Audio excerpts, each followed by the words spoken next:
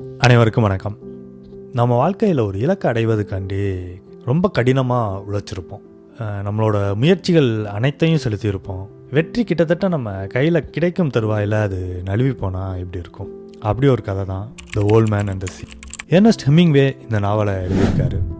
இவர் 1920 to 40களில் பல பிரபலமான நாவல்களை எழுதியிருக்காரு. ஆனால் ஒரு 10-12 ஆண்டுகள் இவர் அந்த 2ஆம் உலகப் போர் காலகட்டத்தில் எந்த ஒரு நாவலும் பெரிதாக எழுதலை. இப்போ மக்கள்லாம் இவர் ரொம்ப அவுடேட்டட் ஆகிட்டார், அவ்வளோதான் இன்னி அப்படின்னு நினச்சிக்கிட்டு இருக்க தருவாயில் 1952 இவர் ஒரு நாவலை வெளியிடுறாரு. அதுதான் அந்த ஓல்டு மேன் அண்ட் த சீ. இந்த நாவல் 1953 புலிட்சர் அவார்டை பெறுது. அதன் பிறகு 1954 இவருக்கு இலக்கியத்துக்கான நோபல் பரிசு கிடைக்குது. இந்த நாவல் இவரோட வாழ்க்கையில் பெரும் மாறுதலை ஏற்படுத்தியிருக்கு.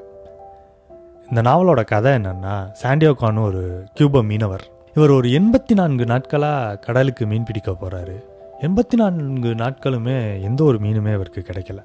இவர் கூட மனோலின்னு ஒரு சிறுவனும் மீன் பிடிக்க போகிறான். அந்த பையனுக்கு இவர் தான் மீன் பிடிக்கிறது எப்படி, கடலை பற்றின அறிவு எல்லாத்தையும் கற்றுக் கொடுத்துருப்பாரு. பல நாட்கள் இவர் வெறும் கையோடு திரும்புறதை பார்த்து அவங்க பெற்றோர் அந்த பையனை, இவர் ராசி இல்லாதவர்னு அந்த பையனை வேற ஒரு படகுக்கு மாற்றுறாங்க. இவர் தனியாகவே மீன் பிடிக்க போகிறாரு, வர்றாரு. 84 நாட்கள் ஆயிடுச்சு. அந்த பையனும் இவருக்கு காலையில் காப்பி வாங்கி கொடுக்குறது, நைட்டு ஏதாவது உணவு இல்லை ஒரு பீரோ வாங்கி கொடுத்து இந்த முதியவரை பார்த்துக்கிறேன். அவர் இந்த பையன் ஒரு குருவாக நினைக்கிறான். அப்போ 85வது நாள் ஒரு பெரும் நம்பிக்கையோடு இவர் கடலுக்கு போகிறாரு. கடல் போகும்போது அது அவர் தூண்டில் ஒரு மீன் சிக்குது. அப்பாடா, ஒரு மீன் சிக்கிடுச்சே அப்படிங்கிற ஒரு சந்தோஷம் அவருக்கு கிடைக்குது. நேரம் போக போக அந்த மீன் மேலே வரலை. கொஞ்ச நேரத்தில் என்ன ஆயிடுதுன்னா, அந்த மீன் இந்த படகை இழுத்துக்கிட்டு போக ஆரம்பிச்சிருது. அப்போ இவருக்கு நம்ம ஒரு பெரிய மீனை பிடிச்சிருக்கோம் அப்படின்ட்டு ரொம்ப சந்தோஷமாக இருக்கு அவருக்கு. அந்த மீன் இவரை கடலுக்கு எதிர் திசையில் ரொம்ப தூரத்துக்கு இழுத்துக்கிட்டு போகுது. ஒரு நாள் முழுக்க அந்த மீன் எதிர் திசையில் பயணிக்குது. அப்போ இவருக்கு ஆகா, இதுக்கு மேலே விட்டோம்னா இந்த மீன் அவ்வளோதான், நமக்கு கிடைக்காதுன்னு அந்த மீனை கொன்றுடலாம் அப்படின்ட்டு அந்த மீனை கொன்னுட்டு படகை காத்தோட திசைக்கு ஏற்ப கரைக்கு செலுத்துறாரு. பாடா, இவ்வளோ நாள் கஷ்டப்பட்டதுக்கு நமக்கு ஒரு பலன் கிடைச்சிருச்சுங்கிற ஒரு நிம்மதியில் அவர் கரையை நோக்கி பயணிக்கிறாரு.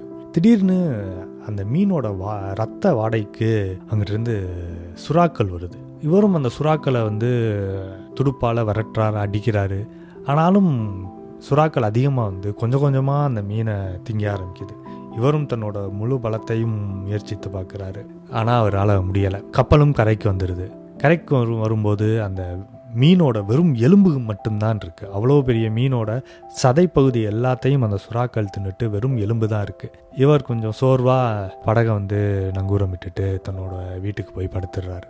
அப்போ அடுத்த நாள் காலையில் அந்த சிறுவன், அந்த ஊர் மக்கள்லாம் பார்க்கும்போது பார்த்து ரொம்ப ஆச்சரியப்படுறாங்க. இவ்வளோ நாள் இவரை ராசி இல்லைன்னு நம்ம இவரை ரொம்ப அவமானப்படுத்திட்டோம்னு எல்லாரும் வருந்துறாங்க. இப்படி தான் அந்த கதை முடியுது. இங்கே அந்த மீன் ஒரு குறியீடாக தான் நம்ம பார்க்கணும். இப்போ நம்ம வாழ்க்கையிலையுமே நம்ம ஏதோ ஒரு இலக்கை நோக்கி தான் பயணிக்கிறோம். அந்த இலக்கு நம்மளை எங்கெங்கேயோ இழுத்து செல்லலாம். அது எங்கேயோ எப்படியாவது கஷ்டப்பட்டு அந்த இலக்கை அடைஞ்சிரோம்னு பயணிக்கிறோம். நம்மளோட முழு முயற்சியையும் அதுக்கு செலுத்திட்டோம்.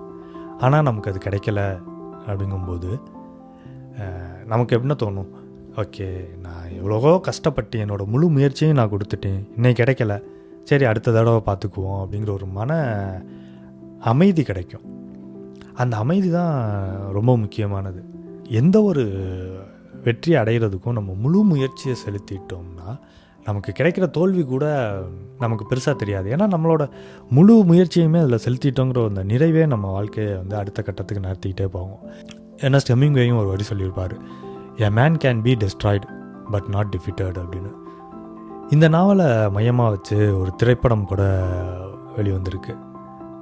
அந்த திரைப்படமும் ஒரு ஆஸ்கர் அவார்டுக்கெலாம் நாமினேட் ஆகிருக்கு. வாய்ப்பு இருப்பவர்கள் இந்த நாவலை படித்து பாருங்கள். இது போன்ற புத்தக அறிமுகங்களுக்கு வாய்ஸ் ஆஃப் பானலில் இணைந்திருங்கள். நன்றி, வணக்கம்.